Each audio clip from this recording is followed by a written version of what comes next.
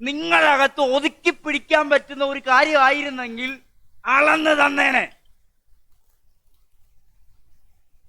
കേവലം നിങ്ങളെ വീടിനകത്ത് ഒതുക്കാൻ പറ്റിയ സംഭവമായിരുന്നെങ്കിൽ നിങ്ങൾക്ക് അളന്ന് തന്നേനെ.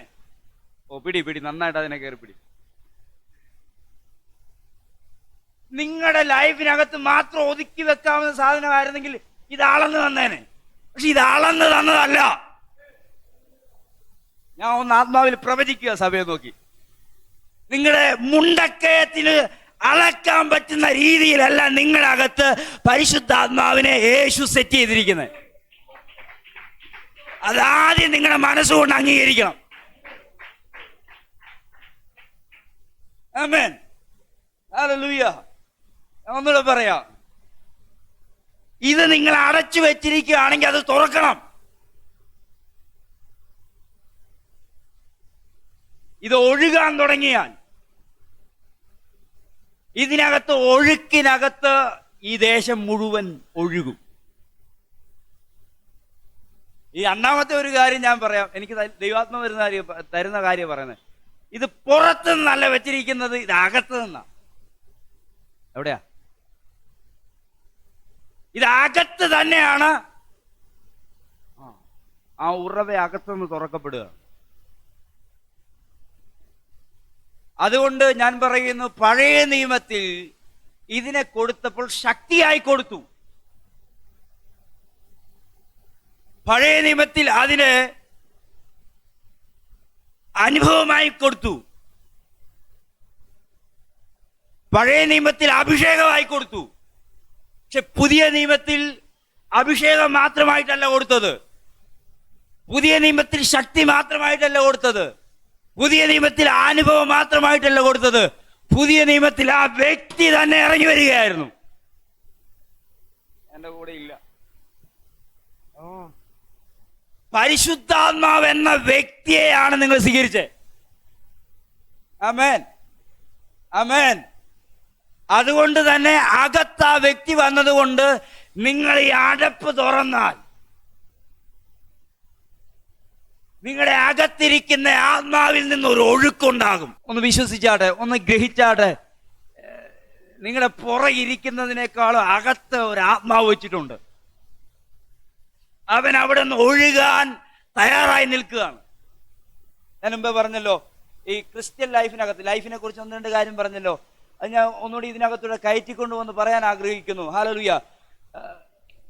മരിക്കുന്നവർ സത്യം പറ ലാഭമാണ്. അവർ കർത്താവ് ചെയ്ത ശുശ്രൂഷയിൽ ആസ്വദിച്ച് കെട്ടടിച്ച് വിശ്രമത്തിനായി പോയി. ജീവിച്ചിരിക്കുന്നവർ എന്തോ തെളിയിക്കാൻ നിൽക്കുക.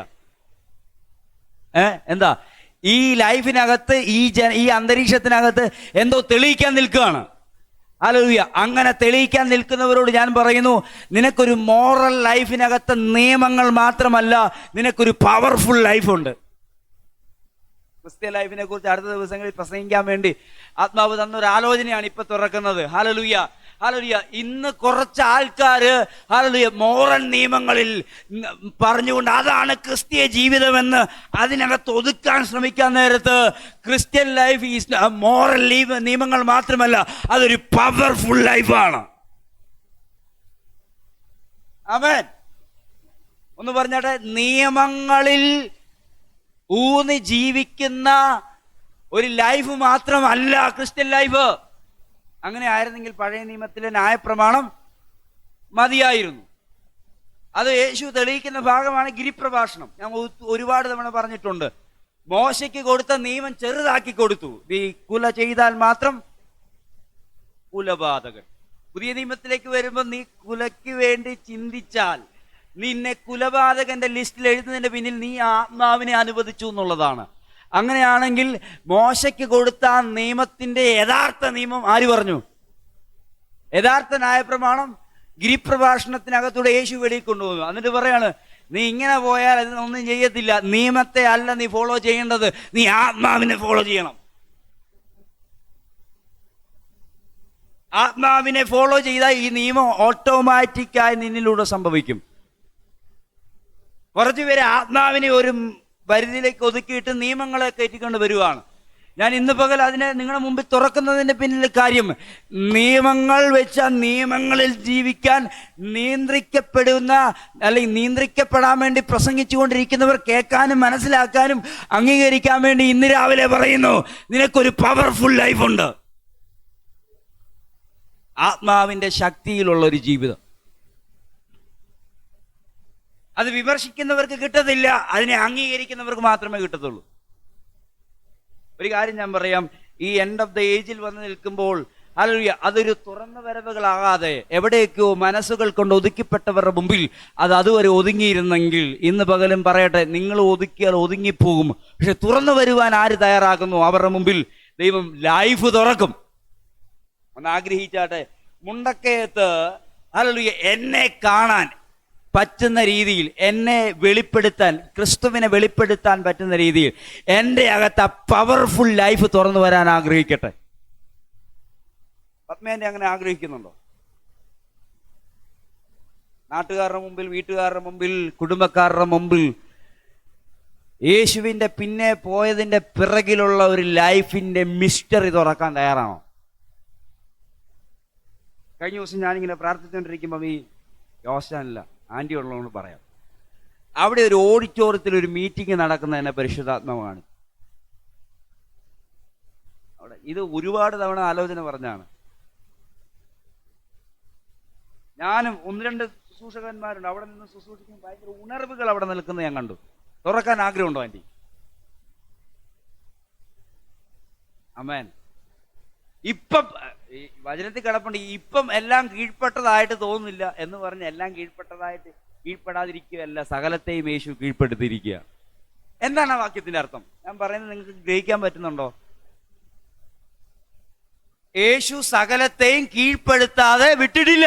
ഒന്ന് പറഞ്ഞ, യേശു മുണ്ടക്കയത്തെയും കീഴ്പ്പെടുത്താതെ വിട്ടിട്ടില്ല.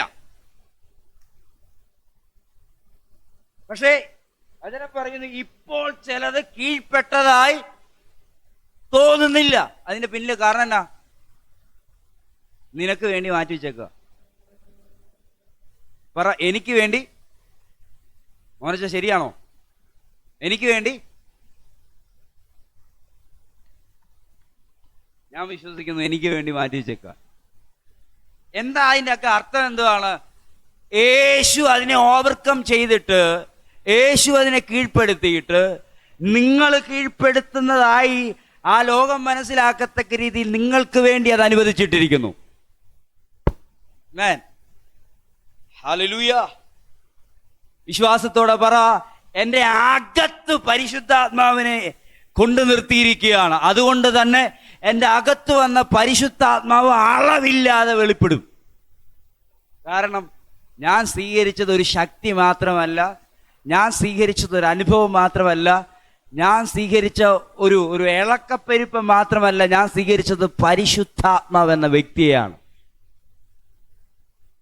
ഇവിടെയാണ് അല്പം ഇച്ചിരി പ്രയാസമുള്ള കാര്യം.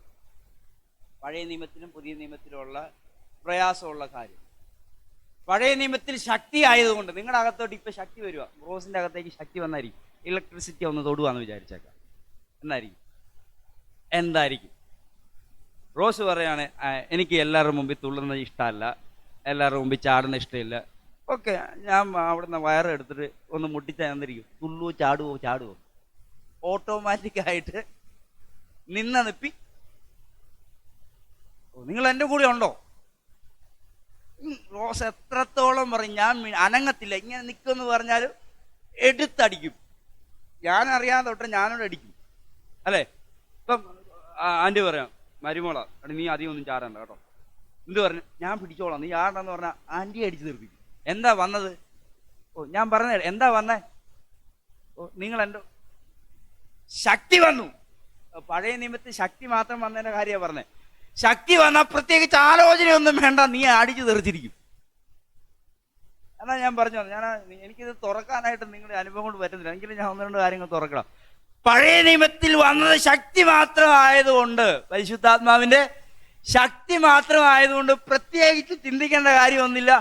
എന്തുദ്ദേശത്തിന് വന്നോ അത് ചെയ്യും. പക്ഷെ പുതിയ നിയമത്തിൽ അളവ് കൂടാതെ കൊടുത്തേക്കുന്നത് കൊണ്ട് അവൻ ശക്തിയായിട്ടല്ല വന്നത്, അവൻ വ്യക്തിയായ വന്നേ. ഓ ആമേൻ, ആമേൻ. ഗ്രഹിക്കാൻ പറ്റുന്നവർക്കായി ഞാൻ സ്തോത്രം. ഒന്നുകൂടെ ഞാൻ മനസ്സിലാകാൻ പറയുന്നു. ശക്തി മാത്രമായിരുന്നെങ്കിൽ ആ ചെയ്താൻ ഒരുങ്ങി വന്ന പ്രവൃത്തി ചെയ്തിട്ട് ആളങ്ങ് പോവും. ആമേൻ. പുതിയ നിയമത്തിലെ പ്രത്യേകത, അവൻ വ്യക്തിയായി വന്നത് കൊണ്ട് നമ്മുടെ ചില അനുവാദങ്ങൾക്ക് വേണ്ടി കാത്തിരിക്കുക. അതുകൊണ്ട് ഉച്ചരിച്ചുകൂടാത്ത ഞരക്കങ്ങളാൽ നമുക്ക് വേണ്ടി അവൻ പ്രാർത്ഥിക്കുന്നുണ്ട്. ഇവിടെ ഞാൻ പ്രസംഗിക്കുമ്പോഴും ഞാൻ എൻ്റെ അറിവിൽ നിന്നല്ല പ്രസംഗിക്കുന്നത്, പരിശുദ്ധാത്മാവിൻ്റെ ശക്തിയിലാണ്. നിങ്ങൾ പ്രാർത്ഥിക്കാൻ പോകുമ്പോൾ നിങ്ങൾ ജൽപരമായ നിങ്ങളുടെ ബുദ്ധി കൊണ്ട് പ്രാർത്ഥിക്കാൻ ബൈബിൾ നിങ്ങൾക്ക് അനുവാദം നൽകുന്നില്ല. നിങ്ങൾ പ്രാർത്ഥിക്കേണ്ടത് ആത്മാവിലാണെന്ന് അനുശാസിക്കപ്പെടുന്നു. നിങ്ങൾ നടക്കേണ്ടത് സ്വന്തം ബുദ്ധിയിലോ സ്വന്തം ചിന്തയിലോ ആകണമെന്ന് ഈ ബൈബിൾ നിങ്ങളോട് പറയുന്നില്ല. ബൈബിൾ നിങ്ങളോട് പറയുന്നു, നിങ്ങളുടെ മേൽ അയക്കപ്പെട്ട വ്യക്തിയിൽ നിയന്ത്രിക്കപ്പെട്ടവരായി തീരണം നിങ്ങൾ. പുതിയ നിയമത്തിലെ A-Z കാര്യങ്ങൾ നിയന്ത്രിക്കപ്പെടുന്നത് ദൈവത്താൽ അയക്കപ്പെട്ട പരിശുദ്ധാത്മാവിനാണ്. കാരണം പുതിയ നിയമത്തിലെ വ്യക്തി, പരിശുദ്ധാത്മാവ് വ്യക്തിയായി നിന്റെ അകത്ത് വന്നിരിക്കുന്നു. ഒന്നൊന്ന് സ്വീകരിച്ച് ആയോ താങ്ക് യു ലോർഡ് എന്ന് പറയാൻ ഇപ്പൊ തയ്യാറാകണം. രണ്ട് കാര്യങ്ങൾ പറയണം. ഞാൻ പരിശുദ്ധാത്മാവിനെതിരെ സംസാരിച്ചത്, പരിശുദ്ധാത്മാവിനെതിരെ പറഞ്ഞത്, പരിശുദ്ധാത്മാവിനെതിരെ ചിന്തിച്ചത്, പരിശുദ്ധാത്മാവിനെതിരെ ചെയ്തത്, എന്നോട് ക്ഷമിക്കണമേ എന്ന് പറയാൻ നിങ്ങളുടെ നാവ് കൊണ്ട് തയ്യാറാണ്. അറിഞ്ഞോ അറിയാതെയോ ഞാൻ എവിടെയെങ്കിലും അതിന് വിരോധമായി നിന്നിട്ടുണ്ടെങ്കിൽ ആ പ്രവൃത്തിയുടെ ഒഴുക്ക് എന്നിൽ വെളിപ്പെടാതെ വേണം നിൽക്കുന്ന അനുഭവത്തിന് ഞാൻ ഇന്ന് പകൽ എന്നെ തന്നെ സമർപ്പിക്കുകയാണെന്ന് പറഞ്ഞാൽ ഞാനൊരു കാര്യം വിളിച്ചു പറയാം, ശക്തമായി ആ ആത്മപ്രവാഹം ഉണ്ടാകും. ഹല്ലേലൂയ. വ്യക്തിയെ ദുഃഖിപ്പിച്ചാൽ, നിങ്ങൾ എന്നെ ദുഃഖിപ്പിച്ചാൽ അധികകാലം നമ്മൾ തമ്മിൽ ഒരു റിലേഷൻ ഉണ്ടാകുക. ആമേൻ. ഞാൻ നിങ്ങളെ ദുഃഖിപ്പിച്ചാൽ അധികകാലം ഒരു റിലേഷൻ നിങ്ങളുമായിട്ട് ഉണ്ടാകത്തില്ല. സോ വ്യക്തിയുടെ പ്രത്യേകത ഇതാണ്. ഞാൻ ഇതിൻ്റെ മുകളിലുള്ള കാര്യങ്ങൾ പറഞ്ഞിട്ടുണ്ട്. പക്ഷെ പോകാൻ പറ്റത്തില്ല. റോസ എന്നാ പോകാൻ പറ്റാത്ത? യേശു ചോദിക്കും, ആ പുള്ളിനെ ഞാൻ വിലയ്ക്ക് മേടിച്ചതാണ്, കഷ്ടപ്പെട്ടത് ഞാനാണ്, നീ അവിടെ ഇരുന്നേ. പക്ഷെ ഇതിനകത്തെ കുഴപ്പം എന്തുവാ? ആ പ്രവൃത്തി തുറന്നു വരാതിരിക്കും. അറിയോ? നിങ്ങൾ ബ്ലോക്ക് ചെയ്യുവാണോ പരിശുദ്ധാത്മാവിനെ, അതോ അനുവദിക്കുകയാണോ പരിശുദ്ധാത്മാവിനെ? അനുവദിക്കുന്നവരോട് ഞാൻ പറയുന്നു, അളവ് കൂടാതെ പരിശുദ്ധാത്മാവിനെ തന്നേക്കണം. നാം കാണുന്ന കാഴ്ച പോലെയൊന്നും അല്ല ഇത്. നാം ചിന്തിക്കുന്ന ചിന്ത പോലെ അല്ലത്. നമ്മുടെ മനസ്സുകൊണ്ട് ഒതുക്കി വെക്കാൻ പറ്റുന്ന ഒരാളല്ല പരിശുദ്ധാത്മാവ്. ഒന്ന് തുറന്നു വരണമെന്ന് ആഗ്രഹിക്കുന്ന എത്ര പേരുണ്ട്? തുറന്നു വരണമെന്ന് ആഗ്രഹിക്കുന്ന എത്ര പേരുണ്ട്? ഒരു സമർപ്പണത്തിനായിട്ട് നിങ്ങൾ തയ്യാറാണെങ്കിൽ, നിങ്ങൾ വിട്ടുകൊടുക്കാൻ തയ്യാറാണെങ്കിൽ കർത്താവ് അത് ചെയ്യും. ഹല്ലേലൂയ. ഒരുപാട് കാര്യങ്ങൾ ഈ വിഷയം സംബന്ധിച്ച് എനിക്ക് പറയാനുണ്ട്. പഴയ നിയമത്തിൽ പരിമിതിയിട്ട മനസ്സുകളുള്ള ആൾക്കാരുടെ ഉള്ളിൽ ശക്തി മാത്രമായി വന്നപ്പോൾ, അല്ലേ, മോശയൊക്കെ എന്തുമാത്രം ആ ഒരു അന്തരീക്ഷത്തോട് യോജിക്കാത്ത രീതിയിൽ എന്തുമാത്രം റിബലായിട്ട് നിന്നു. പക്ഷേ അവിടെ പരിശുദ്ധാത്മാവ് നിർബന്ധിക്കപ്പെടുകയാണ് ചെയ്യാൻ. പക്ഷെ പുതിയ നിയമത്തിൽ നിന്റെ ഇഷ്ടം, നിന്റെ താല്പര്യം, നിന്റെ ചിന്ത അത് ഇമ്പോർട്ടൻ്റ്. അതുകൊണ്ട് ആത്മാവ് ആഗ്രഹിക്കുന്നത് നിങ്ങൾ നിങ്ങളുടെ ബുദ്ധിയിൽ നിയന്ത്രിക്കപ്പെടാൻ പാടില്ല, ആത്മാവിനാൽ നിയന്ത്രിക്കപ്പെടണം. നിങ്ങൾക്ക് അറിയാൻ വയ്യാത്ത കാര്യമൊന്നും അല്ല ഞാനീ പറയുന്നത്. പക്ഷേ പ്രസംഗത്തിൻ്റെ കൂടെ ഉള്ളതായതുകൊണ്ട് പറഞ്ഞേ പറ്റുള്ളൂ.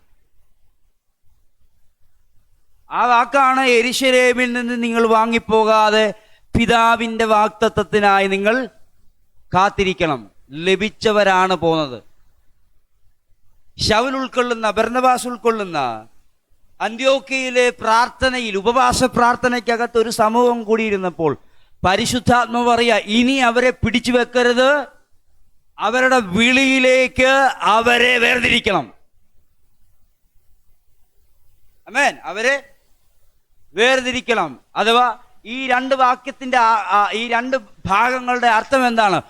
ഒരുവൻ ദൈവാത്മാവിൽ നിയന്ത്രിക്കപ്പെടുവാൻ ആഗ്രഹിച്ചാൽ അവനെ പരിശുദ്ധാത്മാവ് പുതിയ സ്ഥലങ്ങളിലേക്ക് അപ്പോയിന്റ് ചെയ്തുകൊണ്ടേയിരിക്കും. പുതിയ പ്ലേസ്മെന്റുകൾ നടന്നുകൊണ്ടേയിരിക്കും. പുതിയ അനുഭവങ്ങൾ വെളിപ്പെട്ടുകൊണ്ടേയിരിക്കും. ഹല്ലേലൂയ. ഞാൻ പറയുന്നത് നിങ്ങൾ ഉൾക്കൊള്ളുന്നോ? ഇവിടെ നിങ്ങൾ ചിന്തിക്കുന്നത് എന്താണ്? പ്രസംഗിക്കാൻ മാത്രം പരിശുദ്ധാത്മാവ്, ആരാധിക്കാൻ പരിശുദ്ധാത്മാവ്, സാക്ഷ്യം പറയാൻ ഒക്കെ നോ, ഇതല്ല. ഇത് ഒരു ചെറിയ ഭാഗം മാത്രമാണ്. പക്ഷേ ഇതിനേക്കാൾ കൂടുതൽ നിങ്ങളുടെ ലൈഫിനകത്ത് A to Z കാര്യത്തിനകത്ത് പരിശുദ്ധാത്മാവിന്റെ നിയന്ത്രണം വേണം. നിയന്ത്രണം എന്നല്ല, പരിശുദ്ധാത്മാവിന്റെ വ്യക്തിത്വം വെളിപ്പെടണം. അങ്ങനെ വെളിപ്പെടാൻ ഒരു മനുഷ്യൻ തയ്യാറാകുമ്പോഴാണ് ഈ അളവ് കൂടാതെ എന്ന് പറയുന്ന അനുഭവത്തിലേക്ക് ലൈഫ് തുറന്നു വരുന്നത്. ഒരു ഡേഞ്ചർ സിറ്റുവേഷനകത്താണ് നമ്മൾ വന്ന് നിൽക്കുന്നത്. ഇപ്പം എന്താണ് ആ ഡേഞ്ചർ സിറ്റുവേഷൻ? അകത്ത് ആത്മാവുണ്ട്, പക്ഷെ നിയന്ത്രിക്കപ്പെടുന്നത് ബുദ്ധിയാൽ. ഇതൊരു ഡേഞ്ചർ സിറ്റുവേഷനാണ്. അകത്ത് വന്നത് ഒരു ശക്തി മാത്രമായിരുന്നെങ്കിൽ അടി കിട്ടി, അല്ലെങ്കിൽ നിയന്ത്രിക്കപ്പെട്ടനെ. ഏതാ? നിർബന്ധിപ്പിക്കപ്പെടുന്ന അഥവാ ഒരു പ്രത്യേക ഉദ്ദേശത്തിനായിട്ടൊരു ശക്തി വന്നെങ്കിൽ ആ ശക്തിയുടെ പ്രവൃത്തി ചെയ്തിട്ട് തിരിച്ച് പോയാൻ. പക്ഷേ വ്യക്തിയായി വന്നതുകൊണ്ട് നമ്മുടെ തീരുമാനങ്ങൾ, നമ്മുടെ ഇഷ്ടങ്ങൾ ഇവിടെ ഇമ്പോർട്ടൻ്റ് ആണ്. ഈ ഒരു കാര്യത്തിനകത്ത് കയറി വരുന്നു നമ്മുടെ പ്രോമിസുകൾ, നമ്മുടെ വാഗ്ദത്തങ്ങൾ, നമ്മുടെ തുറന്നു വരവുകൾ, നമ്മുടെ ജീവിത ശൈലി എല്ലാം ഈ ഒരു മനസ്സിന്റെ പുതുക്കപ്പെടലിനോടും ബന്ധത്തിൽ ഇത് കിടക്കുകയാണ്. ഞാൻ അതുകൊണ്ടാണ് ഈ പ്രസംഗത്തിന് മുമ്പ് ഞാൻ മനസ്സ് പുതുക്കുക എന്ന് പറഞ്ഞ ആശയം പ്രസംഗിച്ചത്. നിങ്ങളാരും പകുതി പേര് പുതുക്കിയില്ലെന്നോ, പകുതി പേര് വന്നില്ലെന്നോ.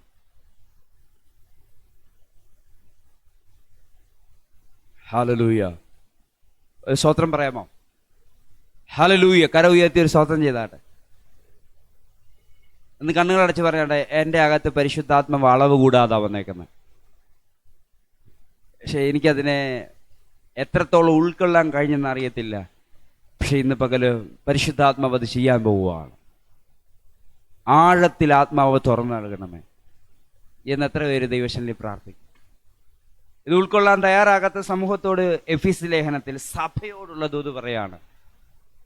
നിന്റെ കണ്ണ് തുറക്കണം, നിന്റെ വിളി എന്നാണെന്ന് അറിയണം. അവൻ്റെ ബലത്തിൻ്റെ വല്ലഭത്വത്താൽ വിശ്വസിക്കുന്ന നമുക്ക് വേണ്ടി വ്യാപരിക്കുന്ന ദൈവശക്തിയുടെ അളവറ്റ വലിപ്പം. എന്താണ് അളവറ്റ വലിപ്പം? എന്താണെന്ന് നിങ്ങൾ അറിയണം.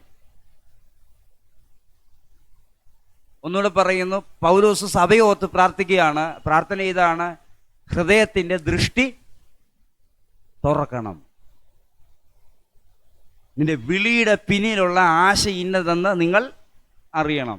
ഒരുപാട് കാര്യങ്ങൾ അവിടെയുണ്ട്. നിന്റെ അവകാശത്തിൻ്റെ മഹിമാധനം ഇന്നതെന്ന് നീ അറിയണം. നിന്നെ വിളിച്ചതിൻ്റെ പിന്നിലുള്ള ഇഷ്ടം നീ അറിഞ്ഞു തുടങ്ങിക്കഴിഞ്ഞാൽ ദൈവാത്മാവ് നിന്നിൽ ചലിക്കുന്ന കാര്യത്തെക്കുറിച്ച് നിനക്ക് മനസ്സിലാകും. ആ കാര്യം പറയാണ്, അവൻ്റെ ബലത്തിൻ്റെ വല്ലഭത്വത്താൽ വിശ്വസിക്കുന്ന നമുക്ക് വേണ്ടി വ്യാപരിക്കുന്ന ദൈവശക്തിയുടെ അളവറ്റ വലിപ്പം. ആമേൻ. അതാണ് അപ്പോസ്തല പ്രവൃത്തിയിൽ കണ്ടത്. ഞാൻ ഈ ഭാഗം ഇങ്ങോട്ട് വന്നപ്പോൾ ചിന്തിച്ചപ്പോൾ ദൈവം എന്നോട് പറഞ്ഞ ഭാഗമാണ് ഞാൻ ആദ്യം പറഞ്ഞത്. ആദ്യ നൂറ്റാണ്ട് കാണാത്ത ചില അത്ഭുതങ്ങളെ ഈ നൂറ്റാണ്ട് കാണണം, ഈ കാലഘട്ടം കാണണം. ഒന്നാം നൂറ്റാണ്ടിന്റെ ആരംഭം കണ്ടിട്ടില്ലാത്ത അത്ഭുതങ്ങൾ ഈ അന്ത്യകാലഘട്ടത്തിൽ കാണണം. അത് മുണ്ടക്കയത്ത് നടക്കാൻ പോവുകയാണ്, അത് നിന്നിൽ നടക്കാൻ പോവുകയാണ്, അത് എന്നിലും നടക്കാൻ പോവുകയാണ്. അതിൽ ഞാൻ വിശ്വസിക്കുന്നു ആഴമായി. അടുത്ത വാക്ക്, അങ്ങനെ അവൻ അങ്ങനെ ആ പരിശുദ്ധാത്മാവ് മരിച്ചു കിടക്കുന്ന യേശുക്രിസ്തുവിന്റെ ശരീരത്തിലും വ്യാപരിച്ച് അവനെ മരിച്ചവരുടെ ഇടയിൽ നിന്ന് ഉയർപ്പിച്ചു. ആമേൻ. ഇന്ന് പകല് ഇത് കേൾക്കുന്ന ആൾക്കാരോട് എനിക്ക് വിശ്വാസത്താൽ പറയാനുള്ളത്, യേശുവിൽ വ്യാപരിച്ച അതേ ആത്മാവ്. എന്താണ് നിങ്ങൾ ഒതുക്കി വെച്ചേക്കുന്ന, ഞാൻ ഒതുക്കി വെച്ചേക്കുന്ന, നിങ്ങളെന്ന് പറയുമ്പോൾ നിങ്ങളെ പറ്റി പറയാം, നമ്മളെല്ലാവരും ഒതുക്കി വെച്ചിരിക്കുന്ന അനുവദിക്കാത്ത പരിശുദ്ധാത്മാവ് യേശുവിൽ യേശു അനുവദിച്ച ആത്മാവാണ്. യേശു അനുവദിച്ചപ്പോൾ തന്നെ മരണത്തിൽ നിന്ന് ഉയർപ്പിച്ചുകൊണ്ട് വന്ന ആത്മാവ്. ആമേൻ. അതേ ആത്മാവ് നിങ്ങളുടെ അകത്തിരിക്കുന്നത്. അളവ് കൂടാതെ അയക്കപ്പെട്ട ഒരു ആത്മാവ്.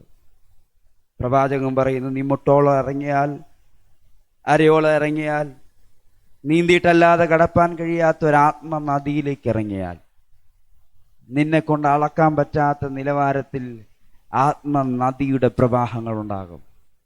ഇതൊരു പഴയ നിയമ കൺസെപ്റ്റിലാണ് എഴുതപ്പെട്ടിരിക്കുന്നത്. പക്ഷെ പുതിയ നിയമത്തിൽ ആ ഒഴുക്ക് നിന്റെ അകത്ത് നിന്നാണ് ഒഴുകുന്നത്.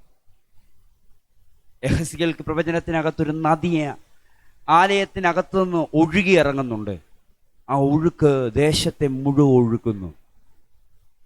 അടച്ചു വെച്ച എല്ലാ ഹൃദയങ്ങളോടും ഇന്ന് രാവിലെ പരിശുദ്ധാത്മാവ് പറയും, നീ ഒഴുകാൻ തയ്യാറാണെങ്കിൽ നിന്റെ ദേശം ഒഴുകും. ഞാൻ നിങ്ങളോട് ഈ ആലോചന നേരത്തെ പറഞ്ഞിട്ടുണ്ട്. പരിശുദ്ധാത്മാവ് ഒരു നദിയാണെന്ന് നിങ്ങൾക്കറിയാം. പക്ഷെ അവനിൽ നിന്ന് കുടിച്ചവൻ ഒരു നദിയായി പുറപ്പെടാൻ പോവുകയാണ്. ഒരാമേൻ പറഞ്ഞാട്ടെ യേശുവിൻ്റെ നാമത്തിൽ. ആമേൻ. ഞാൻ അതിനെ അംഗീകരിക്കുന്നു.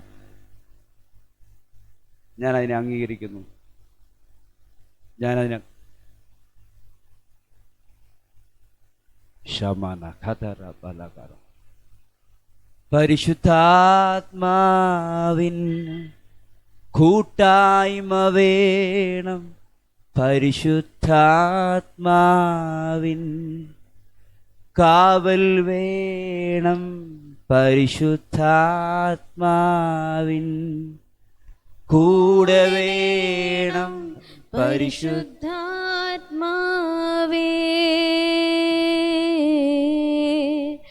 പരിശുദ്ധാത്മാവിൻ കൂട്ടായ്മ വേണം. പരിശുദ്ധാത്മാവിൻ കാവൽ വേണം. പരിശുദ്ധാത്മാവിൻ കൂടെ വേണം. പരിശുദ്ധാത്മാവേ,